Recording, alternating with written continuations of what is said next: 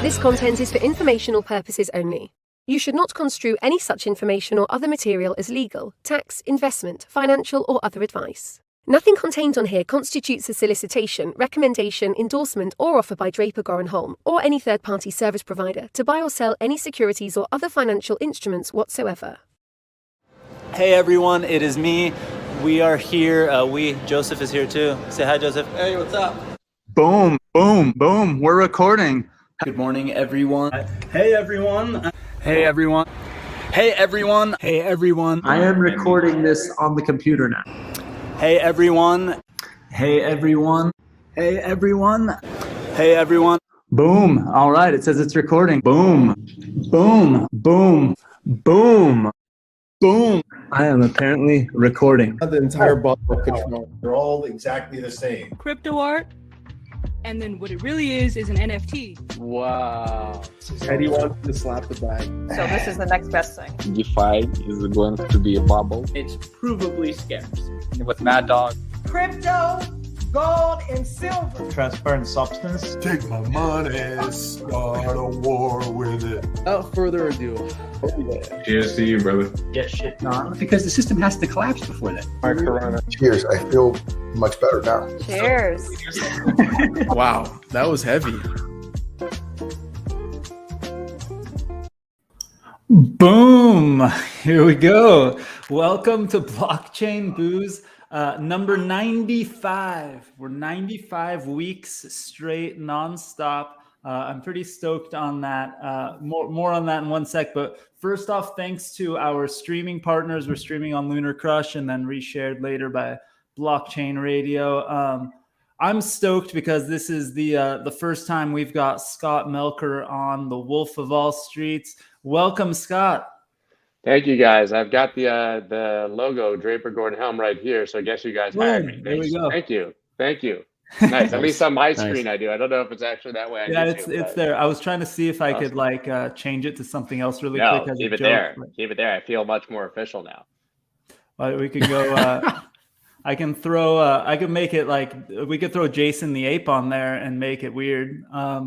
Or He's standing on your head, John. Wait, quite the bong. Wow. Here we got Board Shinoda. That's that one Mike Shinoda's MPC. Yeah. And this is my man Punk Ape Strong. But man, that's awesome. I like that tat on the fingers there, the LUNR. That's pretty cool. You know, he has great taste. And he likes and he's blocking your face, John, which makes it even funnier. You could just leave that up the whole time. That's perfect. Start doing that just randomly. Just throw stuff in front of your face. Okay, and we have John Farjo from Lunar Crush on again, my wingman for the evening and pretty much every other day when I want to talk crypto. So welcome, guys. I'm really excited for today. There's a lot of things happening. I see a bunch of people in the chat, so it's a good reminder to for those who are joining us on Lunar Crush Twitter account or on our YouTube channels or on LinkedIn or Facebook, wherever the heck you're watching. If you go to meet.blockchainbooze.io, you can hang with the community backstage. You'll be able to ask questions to Scott and John later in the stream, and you'll be able to turn on your camera and your microphone and hang with everybody after we're done talking. So, but guys, Scott, it's your first time. I'd love for you to give everyone your background, say hello, and also, give plugs to your podcast and everything. We'll have time for that at the end again. But first, give us your background. I know a lot of our community follows you on Twitter and stuff, but would love to hear. Sure. Yeah. Sure. So I think a lot of people obviously know me from Twitter and from the podcast and from the name The Wolf of All Streets, which literally was just a joke that I put up once and stuck and could never seem to take down and became a bit of a brand. But, my background was not really in finance. I was always a trader, but, I grew up in a small town in Florida, made my way to the University of Pennsylvania, and that's where I got a bit interested in trading, although I bought my first stocks when I was 13 years old. So I like to joke that I've been trading for 30 years to some degree. I went to the University of Pennsylvania and decided instead of taking a job on Wall Street to become a DJ, and that's what I did basically for 20 years. I produced music and DJ'd, and then I got old, and I got old, and I had kids, and I became less relevant, and really, as much as I like to pretend that I chose to quit DJing sort of chose to quit me as life progressed. I think I had kids, didn't want to be on the road, and it sort of snowballed. But the one thing I could always do that I always did on the side was trade, right? And so I found crypto in 2016, right when I was making that transition, and it was just perfect timing. I got very lucky, right? And I like to joke, I came for dollars, like I was trading stocks, I was trading Forex, I was trading options, and there was like this sort of bubbling about crypto in the DJ community. But it was largely because it was like, holy shit, you got to go buy these Ripples and the Ethereums, like everything plural, and because you'll make 100x on your money right away. So I was there, I was charting, and I was all about trading, and I just, like everyone else, I was a genius in this brand new bull market. And then the winter hit, and I luckily had done pretty well. I learned to take profit before crypto, fortunately. But still, I rode that wave down with everyone else. And I think that's when I really dug into what I was trading, right? So it was kind of like late 2000, early 2017, early 2018 before I really cared deeply beyond just sort of the trader mentality. Yeah. And then I think, just like everyone else, you eventually get fed up with the nonsense that you see, and it becomes more and more important, and the red pill, digests, and here we are, and so for whatever reason, I went from talking to my Twitter audience about music to alienating them completely and losing their attention and just talking about this random crypto stuff one day. And, it sort of built from there. And allowed me to have the podcast and my YouTube channel. And at this point, man, I'm just having fun. I really I do it because I love it. I definitely don't need to. It's just really awesome. Like, I love podcasting, doing exactly what we're doing right now, right? I mean, for me, I get to call someone. Alon, you've been there. You're one of those people. It's like free college. It's not only free college from the best professors in the world on the topic that they're individually incredibly knowledgeable at. It's amazing. And the thing is, this doesn't exist in college in a meaningful way at all anywhere. So you couldn't learn this industry in college as well as you could on the internet. For sure. Before, it used to be this thing you don't need to go to college. There's all this stuff on the internet, but still, you're not going to learn AI on the internet the way you would if you went to Carnegie Mellon or something, right? But you're not going to learn crypto better anywhere else than hanging out on Twitter and on YouTube and on the internet. Just, it's the greatest thing in the world. I think that, totally separate topic, but with the velocity of technology and the way that people are starting to engage and learn, I think that college will probably be a thing of the past by the time our children are even ready to go. I don't see, unless you're going to become a doctor or a lawyer and you have a direct path and you're a pre-professional and need to do it to get to grad school, I don't see why any 18-year-old who's probably made millions playing some online game we've never even heard of for money by the time they're 18 is going to go to school, right? Yeah. Why? I think it's going to happen. Exactly. It's such a timely topic for me because I got a son that's a junior in high school, and we have these conversations all the time. What is actually going to make sense? And then I got my 14-year-old that's learning about various different blockchains to build smart contracts on and building his own dApps and learning all that. And he's in 8th grade. Yeah. And I'm like, it's incredible. What is his, my kids are 6 and 2. My kids are 6 and 2, so they're still clueless. I joke they'll never drive and they'll never go to college. I think that those will long be things of the past. In fact, they'll probably be gaming while the car is driving them to wherever they're going and making more money than most people. My son does want to go places with me now because of the video games in my car. So it's pretty insane. I've got so many thoughts on this train, but let's quickly, John, can you give us the Lunar Crush update? I know the community, most of the community is deep into Lunar Crush, almost as much as I am. give us the update. What's new? I just saw an email that said something about like 1.5 billion page views or something.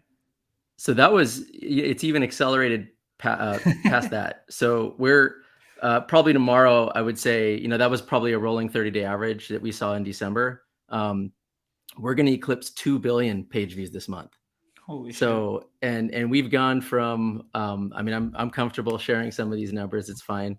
So we've gone from about 175,000 member users when we launched in October. Tomorrow we're going to break 2.6 million. So that's amazing. It's an interesting thing to like, from my perspective. I mean, I've been in crypto since 2013. I was an investor. I traded stocks for a decade before that, and I was into baseball cards before that. We've had that conversation before, and it's me too. And it's funny now to see the baseball card mechanics really come back with NFTs. There's so many similarities, but you can actually sell your NFTs as opposed to your baseball cards. So what's crazy is I went down this rabbit hole literally yesterday, and I remembered all these comic books that I still have at my parents' house, but I haven't like gone in and gone through them. But I saw some NFT project and I went, holy crap. And I like called my son over and I started Googling. I don't know if you guys remember this. Well, we're all about the same age. Sometime when we were in junior high, I think Marvel and DC did a series of comic books called Amalgam Comics, which was supposed to be like an amalgamation. It was like Spider-Boy, and it was like a Wolverine and Batman were like the same character. It was just weird shit. Like I don't think it ever took off because it was confusing as hell and everyone was pissed. But like I was talking about NFT collaborations, and that's what came into my head. And I was just like, holy crap. And it's the same game. It's just digital. Yeah, I was a huge baseball card collector, like huge. It was my entire existence as a child. That's all I cared about. My dad and we did it together. And I started in the 80s, right? And so, I learned I learned a very quick lesson about supply and demand after that, when they printed them into oblivion and nothing from the 80s was worth anything, right? And so actually, like maybe 7 or 8 years ago, I went and took, literally like 2 trunks full of unopened, like 87 Donruss and 86 Topps wax packs and stuff to a baseball card store. And I was like, how much will you give me for these? I got to clean out my parents' case. And they were like, I will pay you to take these out front and light them on fire. Like, these are not even worth as much as the cardboard that they're. And I have some amazing cards and like, autographs and stuff. But the bulk of my collection were things that I bought at the time because I was never going to open them, and they were going to be worth so much money, and I was going to pay for retirement, and they literally weren't worth like anything. Yeah, we had. I think my brothers were into the baseball cards and basketball cards. I got into comic books and comic book cards, and even Magic the Gathering right when it started, around the time I was in junior high. And my brothers still have like some of those unopened boxes of Topps in the pack still, with like the rock hard sticks of gum. Yeah, they're going to be lighting those on fire. There's like acid, like the card, the ink's worn out underneath the gun. There's like a and that'll like be a the one good rectangle. Card in the pack. Yeah, right. It's the Ken Griffey We might Jr. be able rookie. to make money by like taking wagers as to if we'll get sick by eating that gum or something, and then like having. The answer is yes. Don't do it. It's a display item, right? Like I need to go get it so I could put it in the office or something. But wow. So John, your son getting into the smart contract stuff in 8th grade. Is he working on something ridiculous? Does he have crazy ideas? Because my kids are way younger than yours, but I was so proud of my son when he's like, can we get me poo-poo.eth? And it was available like a year ago or whenever that was. Does your son have any cool ideas? Yeah, his things, I'm just trying to keep him legal at this point. I'm like, there's tax implications with trading, and that like if you like create your own coin, it's like there's like a legal aspect to that, and like trying to keep him above, out of jail basically. And he's got good ideas. He wants to scrape websites and like pull data out and things like that, which is again marginally. Everything we did when we discovered the internet. It to me, I look at it though, and it's all like experimentation. It's all trying to just try stuff like, how do I create a smart contract? How do I connect MetaMask? How do I do all that? And then, I just look at it like, it's really what Scott said, that you can't read a book on doing that. You can't go to school. and be assigned homework to do that. You have to try it. Your idea might suck, and your next idea might suck, and then you might have a really good one. And I think to know those mechanics at an early age, it's just I'm impressed. And he's not alone. There's a lot of young individuals out there that are growing up with crypto. Like it wasn't long ago. I remember I was in college, and the computer lab had computers in it in the basement of the library, and I was so excited. I used to go there all the time because they had Netscape and all this, and Mosaic or whatever. And now I'm like, and then we went through this generation of like, oh yeah, they don't know life without a cell phone, and now there's a generation they don't know life without crypto. And to me, that's just fascinating. And I like it's such in a state of flux how this is all going to be used. I mean, it's on my mind because we met with City Coins this morning that has Miami Coin and New York NYC Coin, and we were talking to them, and it just struck me. I'm like, man, like the whole world's getting disrupted. Like it's so crazy. Like every aspect of it, down to the city level, you start to dive into it, and you realize what a huge deal it is and how early it is. And I kind of feel the same way with like the youth getting into crypto. Super important, super exciting. I can't even imagine what they're going to dream up.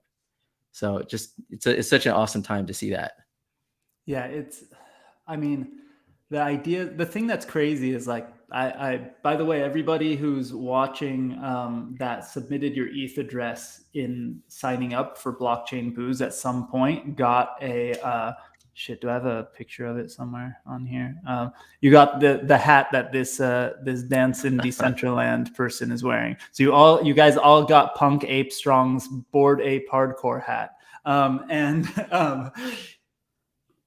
I show my kids Decentraland, and they literally like slap my hands away from the keyboard and try to like take over, because to them it's just like Roblox. It's just like all the other ones, and they literally yeah. Somebody said, yeah, I was wondering where that came from in my wallet. Crispin, you can get a real hat. I got 10 of these real ones. I should be wearing one. I usually am wearing a hat, but anyway, like the shirt, Alon. That's pretty good, dude. That's awesome. My Bad Religion, my Against the Grain shirt. Nice. This is my favorite Bad Religion album of all time, and this was on the back of the album, and I love it.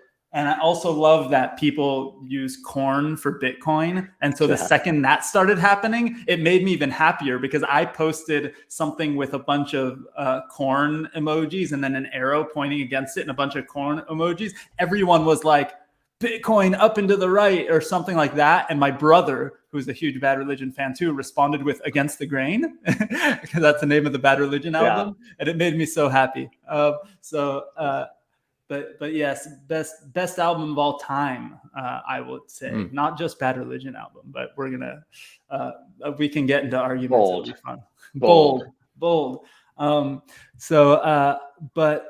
But yeah, it's these kids, like it's second nature to them. I was, the greatest thing that happened out of quarantine and all the craziness is spending all of the crazy amounts of time with my kids and the creativity, and we would do art and do all this stuff. And they got into NFTs, and mostly because of the collectors stuff, but like the game part of it is where it's going to turn it up to a whole new level. Like my son, one day after school, he's like, I forgot from last weekend, which made me know he was sneaking Roblox during school somehow.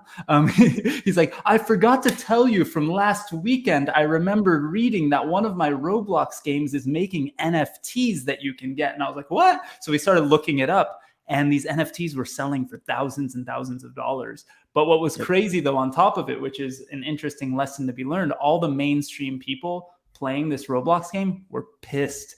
At least not everyone, but a huge chunk of the people on Twitter were pissed off that they did NFTs, because they're like, NFTs are bad for the environment. What are you doing? This is bad. Crypto is bad. Our children are not criminals. Don't bring NFTs into this. But it was this interesting kind of lesson learned by the developer of that game. But it was also one of the coolest things I'd seen anybody do. And my son was like mad at me that I wasn't going to spend like 5 ETH on this NFT for him. And he's like, I have ETH. I'm going to use my ETH. And like we had to have an argument. It's so interesting though. I mean, like think of, people growing up today in this, they will think it's absolutely stupid to pay to play a game and get nothing back for it. Like we grew up, you know, like I'm the Street Fighter 2 like type of kid, right? I would go and sit and play Street Fighter all day. I would literally walk into the bank and get rolls of quarters because I didn't have enough quarters. Yeah. And like hours and hours. And Scott, and we need to have a tournament here then. So like Ooh. that would be awesome. Ryu and Ken. All right, let's do it. Let's do it. But like now imagine kids that do nothing but play hours and hours of video games where they're actually earning, and that gets they grow up and that gets translated to absolutely everything they're going to do. Everything is going to have that same model in their head, and that's what they're going to build, and that's what the world looks like in the future. No doubt. It's just, you know, if you're not playing in this, so like this is why it's also an interesting day to have this discussion, because look at Microsoft buying Activision for $70 billion. And you start to go, I didn't even see that today. 80, I think 80 something. 80, yeah, it's absolutely insane. They paid 45% over current stock price per share. Unbelievable. Wow. Unbelievable. Makes Microsoft, I think, the third largest gaming company in the world. Yeah. But think about that. Like we talk about growing up and going through all of the iterations of gaming, and well, we didn't talk about it yet, but I'm going back to the beginnings of you having computers in college and things like that. When Microsoft got into gaming, everyone thought it was stupid. Like, at least because we were all like, Microsoft is the old school, it's computer software, it's whatever. And now they're one of the biggest gaming companies in the world, right? But Xbox and buy Activision, it's a wrap. Yeah. Insanity. Alex Parsons, who's reading, says Double Dragon. I had Double Dragon on Nintendo. I don't remember that at arcades, but he said Double Dragon wasn't on Nintendo. That game was badass, man. Yeah, see, like I literally, I mean, I don't know how old exactly you guys are. I'm 45, but like I was the younger sibling. So my dad and my older brother, like we were playing like Pong on the first Atari. Yeah. Like we had the first, you know, I had a Commodore 64 and used to like play RBI baseball on there. And man, what was that? There was like this chess game where you were like these dragons and stuff. I can't. Yeah, there were some chess games. We had a Pitfall. And like Shinobi was that one. Like that was a sick. But yeah, I mean like this original game with karate was so sick. That I can't remember the name of anything. But yeah, I mean from the very first days of computer games and home gaming. Yeah, so I was the youngest of three boys, and my uncle was in computers and bought us a computer. And it was like the craziest thing. And I would watch my brothers play. But we had a Pitfall game, and we had a bunch of games for this old school Atari standalone computer. One of the games was Pitfall on a cassette tape, and it would read the cassette tape. It would be like, and it would be running for like 30 seconds. Then it would stop. You'd get to play like half a level of the game. Then the game would pause, and you'd hear like the tape moving to let you play like the level. It was crazy. Pitfall was epic, man. It was. Load Runner. Oh man. So guys, I want to we should dive into a lot of this stuff, but I'd like to John, well both of you guys follow the markets much more closely from a trading perspective than I do. I'd love to hear maybe what's the more exciting things going on this week, or some of the things you guys are looking at. John, yeah, I know you said you just came out of a 5-hour meeting. It was all the talk about tokens. Sure. It's been a really interesting year so far. It's like a super polar day every day in a strange way. 18 days in. Yeah, and I think there's some pretty big like interesting things that we're seeing. Like there's some layer ones are really looking like they're starting to stand out already. You know, it's interesting. Like when you look at the market falling and you know, Bitcoin not really being all that great the last 18 days, you know, we're still seeing a lot of action. Like, you know, some things like Phantom, for example. Like Phantom's done like I'm not looking at things only from like a price perspective. I'm looking at things from like community growth, and we're seeing that like there's a lot of activity happening on Phantom. Terra, I throw Terra in that as well. Algorand, Stacks, and Stacks even got listed on Coinbase today, or tomorrow, I think they list. It's interesting, but wow. A lot of chatter about Cardano. It's probably because they were recently on Blockchain and Boost. Like, I'm not saying it's for sure, but probably correlation.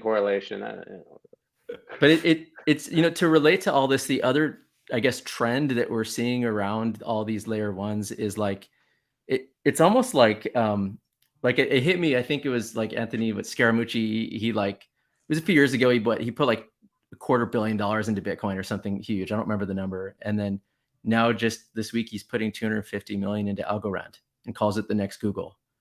And like on the flip side of that, you're seeing the funds that these layer ones have, these venture arms that they have. It's just mind blowing. Like, yeah, you know, like even not even layer ones, even some of these exchanges, like FTX has a $2 billion fund. I know Binance Smart Chain, it was like all but a month ago, they announced $1 billion fund. This much money going into the ecosystem around all of these exchanges and layer ones, and they're all kind of working on the same deals. If you think about it, it's sort of like, it to me, you know, it makes me like not even really want to think about what the market's doing today, because when you see that much money pouring in, the real market's not even built yet. Like there's a whole leg. If you think about that funding, right? Like all this funding gets into these startups. Some of them are actually, I mean, these are big valuations. Like there was one on, what was it, on Solana? Where was it on here? I'm going to find it. There's a report thing on here I saw earlier. Oh, where'd you go? Metaplex. So Metaplex on Solana that mints NFTs. They raised $46 million just like that. Big valuation.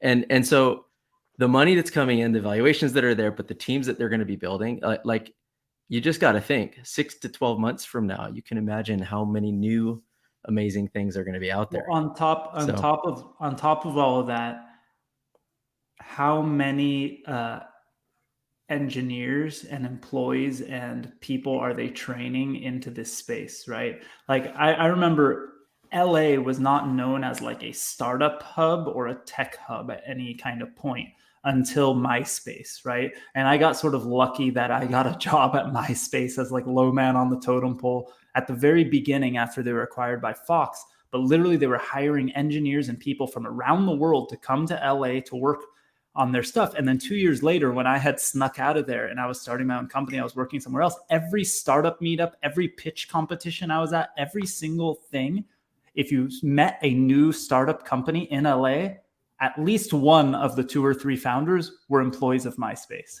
And it's like, so this is the decentralized global version of like bringing everyone into our industry, because it doesn't matter where you are anymore. It's just that, like, you know, think about, I think we did the numbers, right? The last October when we had LA Blockchain Summit, it was the number of people discussing crypto on the internet had gone up by 30x between that time and the previous LA Blockchain Summit. So now what happens between now and next October? It's mind-blowing with the amount of money coming to the space, hiring people, training people, and then all of like the natural growth of gaming and things like that, like you're talking about. Like people made hundreds of thousands of dollars, tens of thousands of dollars playing Splinterlands and Gods Unchained and things like that, playing the games.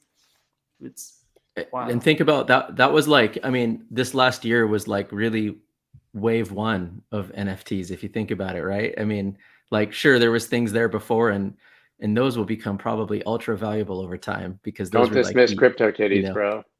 I know, right? It's the OG NFTs there. I mean, it makes sense. But to your point and what you're saying, you just asked now you've got. Go ahead, sorry. Go ahead, Scott. I was going to say what's so interesting is that, you know, the story of 2021, the beginning was supposed to be a Bitcoin story, right? We had MicroStrategy bought Bitcoin like last August, and then at the beginning of last year, Tesla bought some Bitcoin and put it on the balance sheet, and all anyone was talking about at the beginning of 2021 was going to be the institutional adoption of Bitcoin. And that narrative is, I'm not going to say it's dead, but it's been wildly overshadowed by everything else that's happening in the industry, and that's not something that I would have predicted coming into the year. The narrative was Bitcoin, and what it's actually become is, instead of institutions buying Bitcoin and putting it on their balance sheet, which now kind of sounds boring, right? We all cheer it, but it sounds boring. It's been institutional money flowing into the picks and shovels and investing in all the new protocols and ideas. That's where the money's going. right? I mean, the money is just not going into Bitcoin. There's nothing that's not a bad thing. I think that will still continue to happen. But, while Bitcoin has basically, it was $42,000 on January 8th of 2021, it was $42,000 on January 8th of 2022. Think about what's happened in that time, right, in the rest of the space. And I think that it was surprising to me. And I think that that's just going to be a sort of continued trend.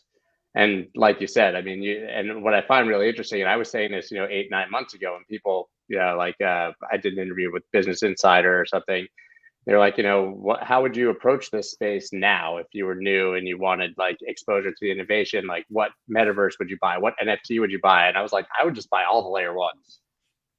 Just like split, take your favorite 5 or 10 and split your money across all of them and just wait, because if you buy the layer ones, you get the benefit of that huge NFT project or that huge metaverse project, that huge DeFi project that's being built on that chain. And like, for example, you had this first sort of layer 1 V1 wave, right? Where you had the Ethereum, then Solana, Avalanche, whatever, maybe Cardano's first run you count. And now you're sort of seeing like the V2, right? Solana, those are kind of like now seeing their retrace, and you're seeing Near and Phantom and all of these started having their moment. And to me, it's like the most obvious trade there is, because I mean, even, like you talk about scaling and stuff, Polygon, which is like fast and cheap.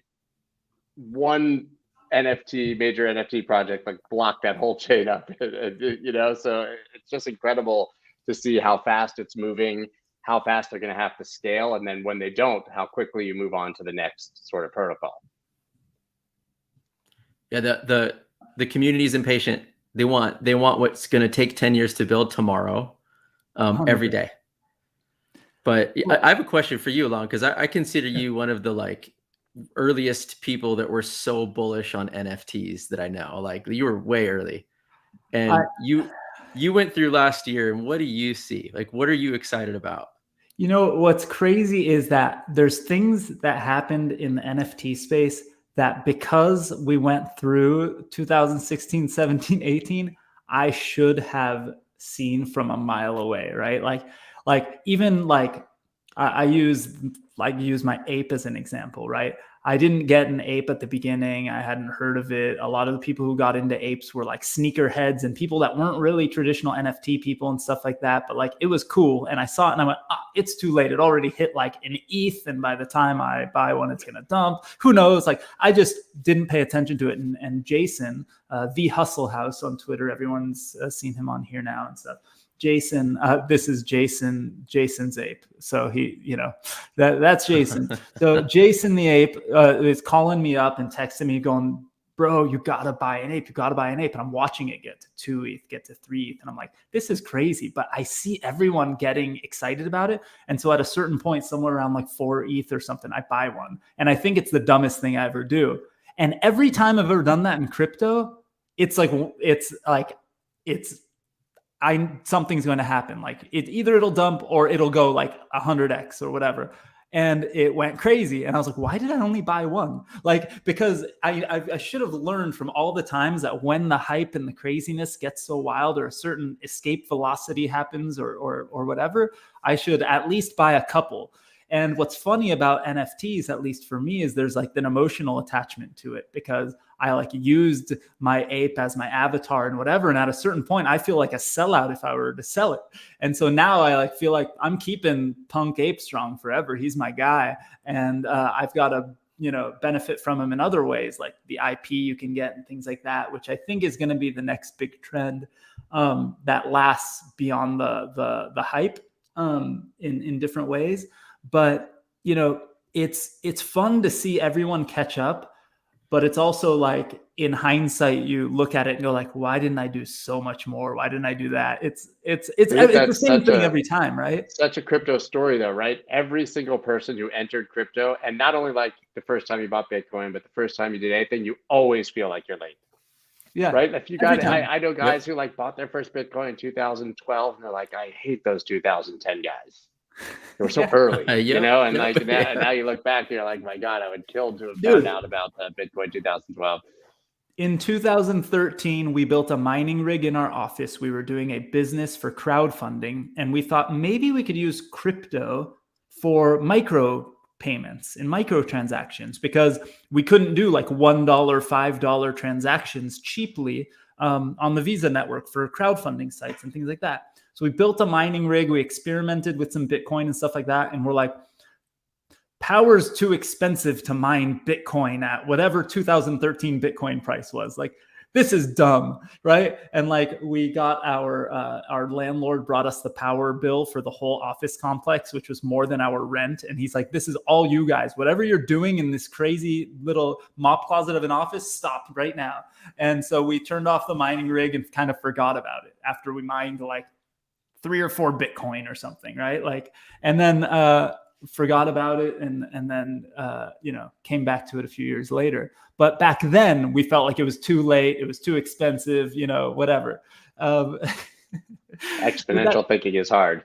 Yeah, it's really hard. But the thing with NFTs that I'm getting excited about is the gaming aspect, the metaverse aspect. Like, it was cool, and I did get to use Polygon for it. I minted, like 4,000 hats for Decentraland, and I was able to airdrop them to Boring Stone holders and Blockchain Booze attendees and people like that. And it was pretty damn cheap, a few $100. Like, think about if you wanted to make a few thousand of something else and send it to a few thousand people, a few $100, no big deal.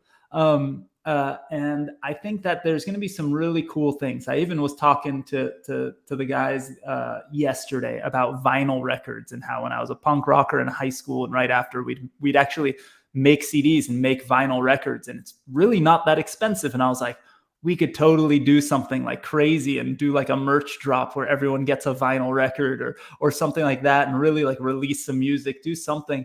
But like, that's just one weird, random, crazy idea off my head. Like, John, your kids or people playing games and doing different things, like, there's going to be so many ways to utilize this. And it goes beyond just normal crypto tokens because of the unique aspect of it, because of the kind of utility parts that you can add to it, that I think make it way more gamified, way more collectible, way more interesting to like maybe the mainstream audience as a use case for crypto. So I don't know. I think, because when we started, like, I think a couple years ago, I was trying to convince Joseph NFTs were cool. And we minted one on an airplane while we were flying to a conference together. And that was part of the challenge. Like, can I do it on mobile, on my phone, on the crappy internet connection? I was able to do it. And like, that was cool, but I didn't imagine it would turn into real cool collectibles anytime soon. But we also have COVID to thank for accelerating us by like 10 years in this space. But I would have never imagined we'd be seeing it on Saturday Night Live in 2021. Right. That was so, and what's crazy is like, you're early and a lot of people in the space. I was excited about NFTs, but not about cartoons, like about like transferring my car title from like myself to someone else. Exactly. Right. The other, like the boring use cases of NFTs. I sort of missed the JPEG craze to some degree. I just didn't get it, and I should have. Especially as a collector of baseball cards and things like that. Yeah, but I was the same thing. I was like, this is going to be like your bank card. Yeah, like exactly. But like Top Shot's what really sent it almost, and then Beeple, of course. But like, I feel like it happened in a month. It was like 0 to Saturday Night Live in like 5 weeks. Yeah, I think it's really the absurdity nuts. Too. Like I made Punk Ape Strong makes really ridiculous, funny songs, and I made a song when Jimmy Fallon bought his ape, and it was like this funny thing because I have cartoons of Punk Ape Strong, like he's animated and he's singing a silly song that I wrote in like 5 minutes. But I made the mistake of mentioning that Jimmy Fallon spent like $300,000 on his ape or whatever it was, 200 something grand. I went, oh, he's never going to put this on TV now because he looks like it's absurd. Part of why everyone wants to talk about it is the absurdity of it, right? Like, it is fucking insane. Like, it is. I've never bought one, right? And I've been tempted on so many occasions, just sort of like you said. And now I'm like, I'm not buying one with $250,000 ape. They could go to $2 for all I know. Come on, man. At least you would have lost like $2,000. When it was $50,000, a good friend of mine who's an OG crypto dude who is clearly smarter than me was like, if I'm buying in at 50 grand, I'm buying like 8 of them. And I was like, you're insane. Like, you are nuts. This could be top right now. And he's like, no, it's not. And he literally, like, by 2 weeks later, he had sold like 3 of them and made profit on all of them. And then he held like 1 or 2, and then he goofed around with the other ones. Like, but Crazy. it's insanity. Like, you know what's interesting now is it's like we just did that documentary on Board Breakfast Club, and it's there's the coffee subscription and it generates an NFT. Do you have one? I know you got one. I'm gonna load one up because yeah. I don't know if you know this. I think you do, but give me a second. You keep talking about it, and I'll yeah. But I mean, you see all those offshoots coming out of NFTs, and it's interesting to me. I kind of feel like this started with Dogecoin in a non-NFT sort of way, where the community just drives something, where basically everyone's just trash talking. This is nonsense. This is nothing. It was created in 10 minutes. The whole narratives, you know all the negative narratives against all the meme coins. Yeah. And yet somehow, some way, when you get a community together, you can actually, build stuff. You can actually like get partnerships, build applications. It goes from hatred to useful if the community takes hold of something, if they latch onto that idea, versus there's so many projects that say they do the same thing. Different chain, same thing. Yeah. Another chain, same thing. And it's really hard to create that community at scale and get them to be engaged. And I think that's where, you look at, Bored Apes, you look at lots of these major NFT collections out there, and it's like, it's just, you got to wonder what happens now, because, how many people are talking about the Bored Apes, the Mutant Apes, the Kennel Club, all these things together. And you got to wonder, what comes next. And to me, it might sound far out. I actually think some of these things are the fundamentally like the biggest threat to companies like Facebook that there is, because these communities on their own can end up building their own community, and your login is the thing you're holding in your wallet, and it's not your personal information anymore. And so it becomes really sort of interesting when this stuff goes further, as that community, which also has developers in it, which are going to build things, and they also have people that like can make clothes, can set up events. The fact that one of the things that set them apart as a community, to use Bored Apes as an example, is that they're the first ones in a real way to say you own the IP of your ape. And I thought it was kind of bull at first, but even if bullshit is, can you guys see me? You're pros for me. I hear something, but I don't see something. I see this. We should all do it. Wait, that's it. Wrong side. Yeah. Wait, you're back, Alon. Back-ish. Sort of. I agree, though, with the IP, but where he was about to go with that. I mean, obviously, like you see Universal Music signing a band full of Bored Apes, right? Oh. Yeah, go ahead. Yep. Sorry about that. I'm switched to my hotspot now. Fucking internet, man. I apologize. So what I was going to say is, one of the things that Bored Apes did is they said the thing about the IP ownership. And I thought it was bullshit at first. But what it did was it encouraged creators, either developers, artists, people. They planted the seed that like you should do something more with this ape other than just hold it in your wallet. And then, John is talking about Bored Breakfast Club is a great example. Has nothing, there's a coffee company, right? But they liked apes and they thought, let's create a derivative, right? Let's create another collection that engages that community, that does something cool. And cut to, here's one of mine, Bored Breakfast Clubs. There's a magazine on the table, a Boring Stone magazine with Ponk Ape Strong on it. See how John was just about to get on screen and I dropped this guy on his face? Appreciate that. But how rad is that, right? Like that's pretty cool. So it's like, it's an NFT within an NFT, a collaboration between two communities with a third community dropped into it.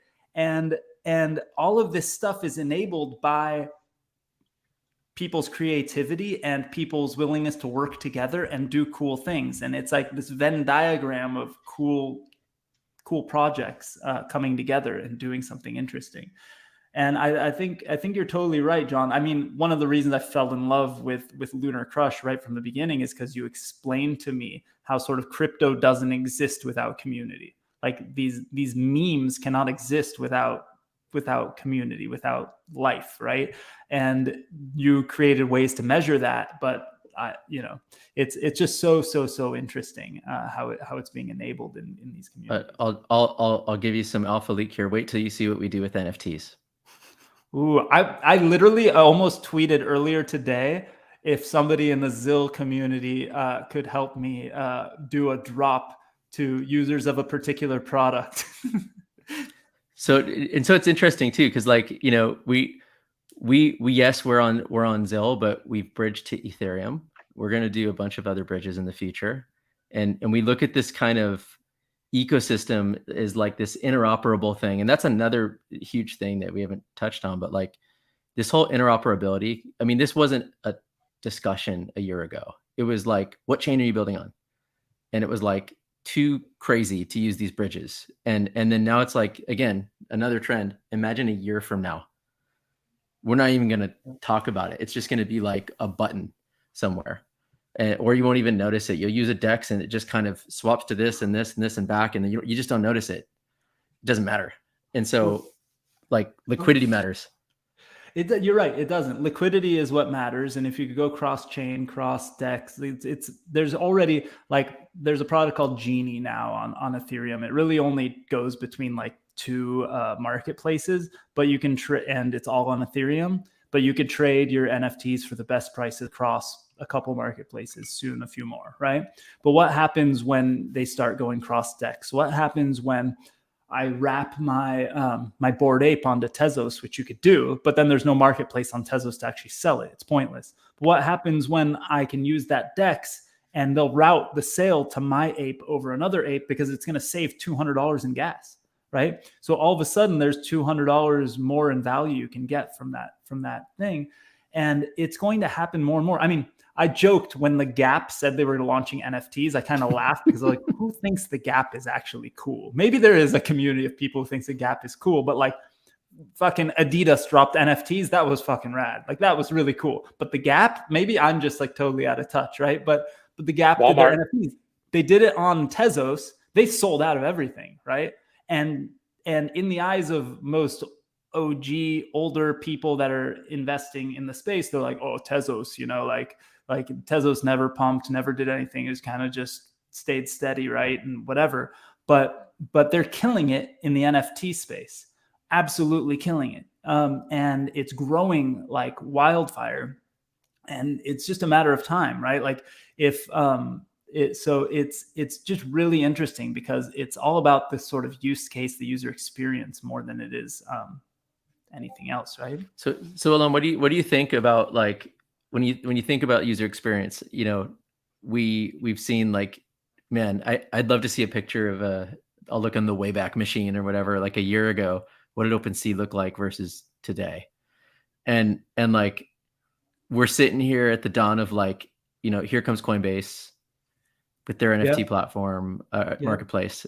Here comes, you know, the crypto.com is that major player, like NFTs there. Like there's going to be many different marketplaces for NFTs. And it's like, I wonder what happens here because like, is there now arbitrage opportunities or things like that? Is there, 100%. Are there Dude, so people market makers? I think I think it's going to look just like crypto trading, honestly, on the back end. I do. Yeah.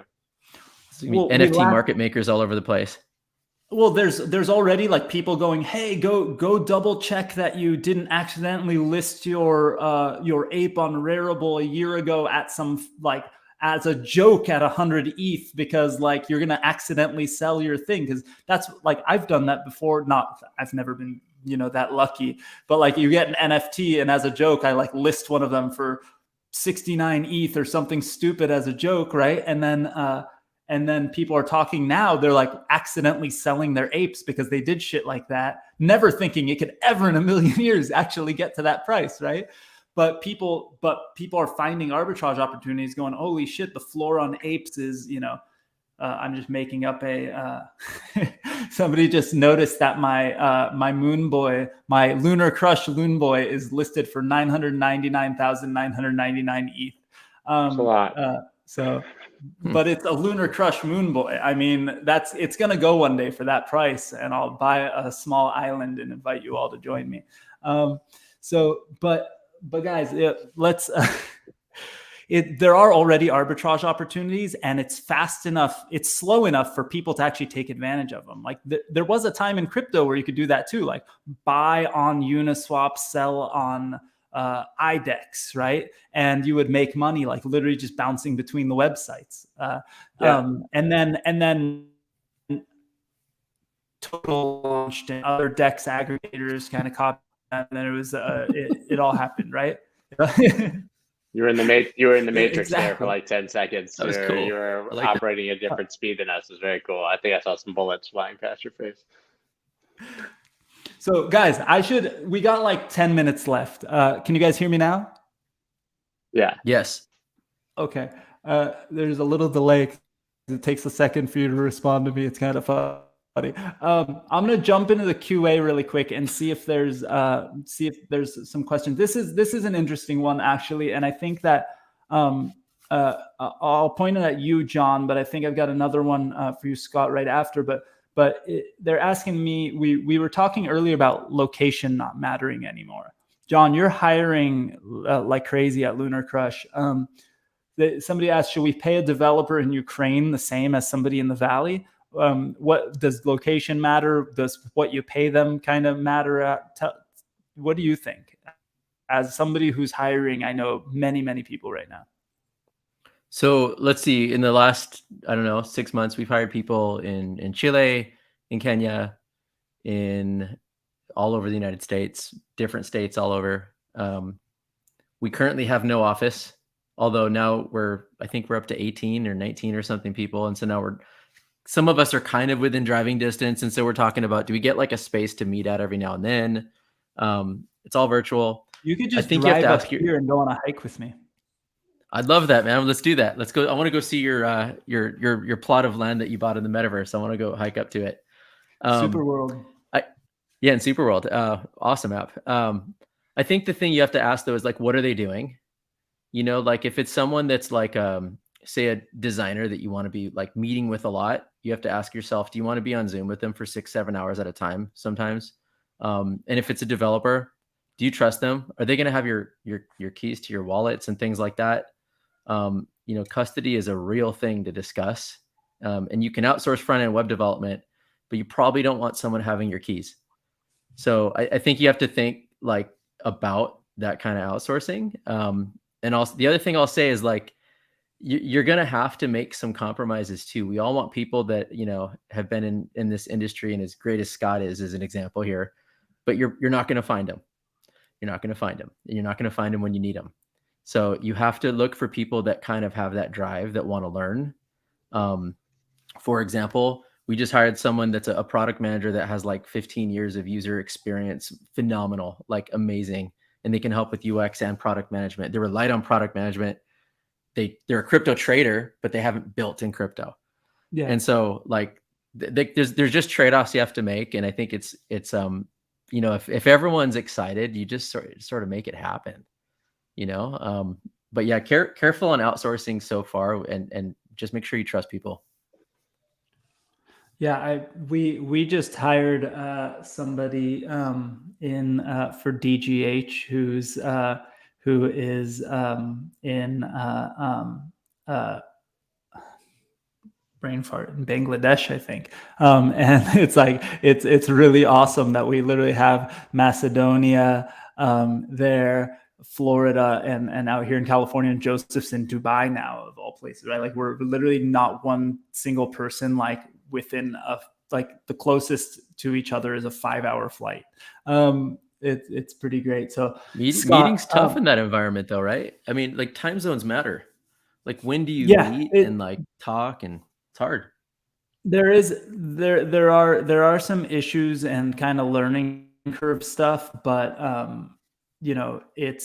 early mornings and and nights, depending on the person, right? And like we kind of take turns and do that stuff. And I think we're all used to that in the crypto space, but you have to make sure you hire someone who's cool with that and used to it too.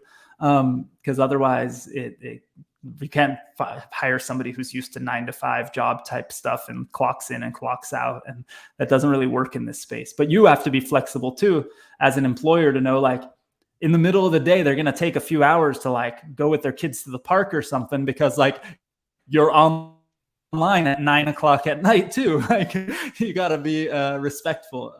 So it's just the way you got to do it. I've got a question for Scott before we finish up, because I think this is a topic we just lightly touched on, but Scott has a unique background, as a DJ and a performer, right? And I would love to, and you do your YouTube channel and your podcast and everything. So you're creating content constantly. How do you, do you feel like the metaverse is going to replace, and virtual events are going to replace some of that in-person stuff? Do you feel like the experiences are comparable? Or are they just different things that we're going to do differently?